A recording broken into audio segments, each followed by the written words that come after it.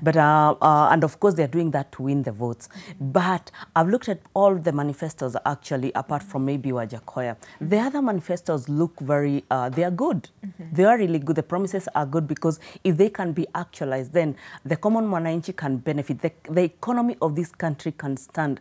If you look at the plans that have been planned for by all the parties, especially on industrialization, really on good. agriculture, on things like ICT that are really important and that they are going to be like ICT is going to be like the backbone of the future, then those are good plans. And I haven't as much as a lot of infrastructure has not been put so much into most of their priorities, which is good because they're focusing on the day-to-day activity. Much better. Right? Yeah? That is much better because there is no way we can continue because infrastructural projects are good, but they are long-term. So that we are going to recoup from them maybe 20 to 30 years to come. But as we do that, then the day-to-day activities that we are going to enhance today are the ones that are going to spur economic growth, are the ones that are going to enable us pay taxes better, are the ones that are going to help us maybe be able to pay our day-to-day or be able expenses and all that, be able to buy food,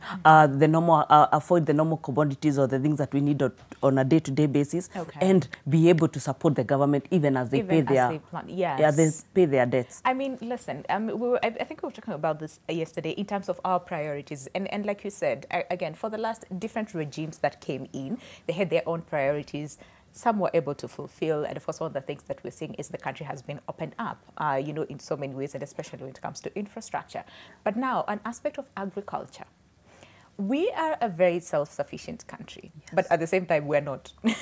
Given where we are at the moment, we cannot even afford, to buy basic commodities. Look at the price of unga, cooking oil, the things that we need at home to make food for us to survive. It's on the roof. So then the question is, because Kenyans want solutions now. It's like, this is too much for us. We cannot afford it. We're sleeping hungry. So when we talk about then finding solutions, what is it that can work now, even as we work towards the future again, which we'll talk about a bit later on in terms of the long-term solutions to this. But for now, what do we do? Thank you. You see, there's a lot of deep, the root cause issues. And for example, you've mentioned agriculture. If you look at agriculture for the last 10, 20 years, it has not been given focus, even in the budget.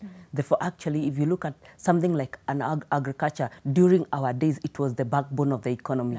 And a lot used to be allocated into it. Actually, there were a lot of parastatals that supported farmers in terms of what they used to do. But that is not happening now. Like, if you look at the budget, they allocated like around 60 billion for the whole country, and something that is going to help us become self-sustain ourselves, then that is very little. And I think the new government need to do a whole of a revamp, because it's about strategy, and strategy is looking where we are coming from, where we are now, and where we need to go in the future.